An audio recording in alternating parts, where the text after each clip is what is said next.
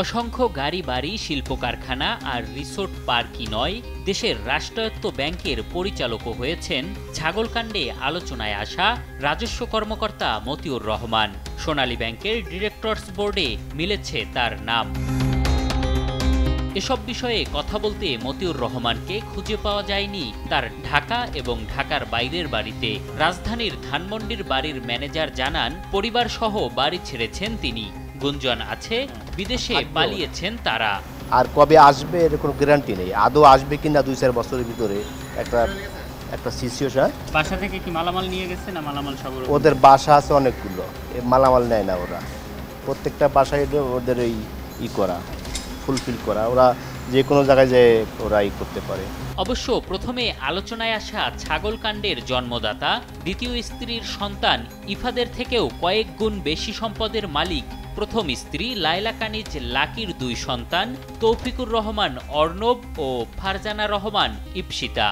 দেশের ডজন খানেক কোম্পানি আর বাড়ি গাড়ি নয়। কানাডায় ইপসিতা চড়েন কোটি টাকার বিলাসী গাড়িতে, থাকেন বিলাসবহুল বাড়িতেও। দেশ টেলিভিশনের হাতে আসা এক অডিও ক্লিপে দেখা যায় মতিউরের প্রথম স্ত্রী খারাপ মন্তব্য করছেন সাংবাদিক ও আইনজীবীদের নিয়ে। সারা বিশ্বে উকিল আর সাংবাদিক অনেক সস্তায় পাওয়া যায়, উকিলও পাওয়া যায়, যে কোনো কিছু লেখলে ফেসবুক লেখে কত লাইন কত কিছু সাংবাদিক আছে এটা করে, এবং উকিল এরকম পাওয়া যায় উল্টা পাল্টা কাজ করে যায়। আর এই জন্য আমরা একটু ভোগান্তির শিকার হই।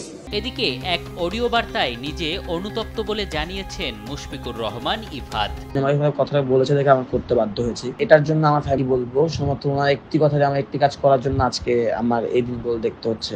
অল্প বয়সে গাড়ি বাড়ি বা কোম্পানির মালিক হওয়া সন্তানদের আয়ের উৎস খুঁজে দুর্নীতিগ্রস্ত কর্মকর্তাদের আইনের আওতায় আনার পরামর্শ দিয়েছে ট্রান্সপারেন্সি ইন্টারন্যাশনাল বাংলাদেশ টিআইবি।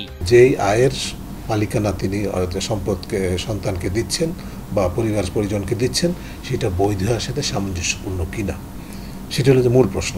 এক্ষেত্রে যেটা ঘটেছে, প্রশ্ন উঠেছে যে আসলে বৈধ আর সাথে অসামঞ্জস্যপূর্ণ। কারণ যে ব্যক্তির কথা বলেছে তার কোনো এমন কোনো সুনির্দিষ্ট আইনি আয়ের সূত্র নেই যার মাধ্যমে এত বিশাল সম্পদের অর্থের বিনিময়ে তিনি কোরবানির জন্য ব্যয় করতে পারেন। অর্থাৎ এইখানে একটা অবৈধ সম্পদের একটা বিকাশের একটা দৃষ্টান্ত আছে, এবং এটা সূত্রটা অনুসন্ধান করতে হবে, যেটা হচ্ছে যে কোত্থেকে আসলো সেটা অনুসন্ধান করে যার মাধ্যমে এই অর্থটা তার হাতে এসছে, ব্যয় করতে পেরেছেন এবং সেটাকে আবার প্রচার করতে পেরেছেন, তাদেরকে জবাবদিহিতার হাতে আনতে হবে। সেটা ছাড়া কোনো বিকল্প কিন্তু নেই। এখন পর্যন্ত মতিউর রহমানের বিরুদ্ধে বিপুল অবৈধ সম্পদ অর্জনের একাধিক অভিযোগ জমা পড়েছে দুর্নীতি দমন কমিশন দুদকে। তা নিয়ে ইতোমধ্যেই মাঠে নেমেছে কর্মকর্তারা। এম এ আজিম, দেশ টিভি, ঢাকা।